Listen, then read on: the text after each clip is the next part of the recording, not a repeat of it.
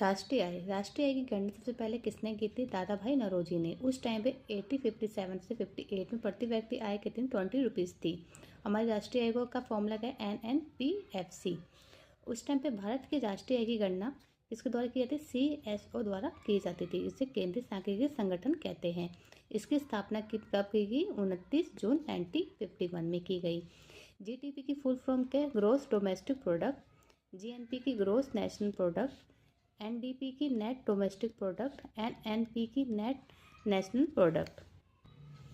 GDP अपने देश की सीमा में उत्पादित जितनी सभी वस्तुएं व सेवा के मूल्य के योग को GDP कहते हैं। जितनी भी अंतिम वस्तु उत्पादित की जाती है जो हमारे देश की सीमाओं के अंदर, उसे क्या कहते हैं? उसका जो मूल्य का योग होता है उसे कहते हैं GDP।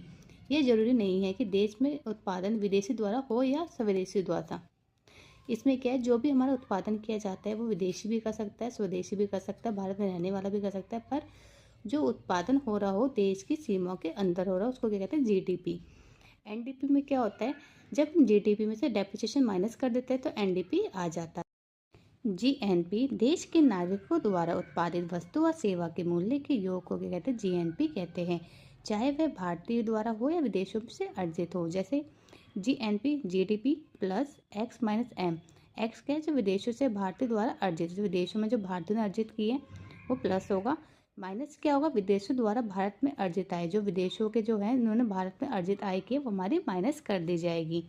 Fourth NNP। GNP minus depreciation से हमारा क्या आ जाएगा? NNP आ जाएगा।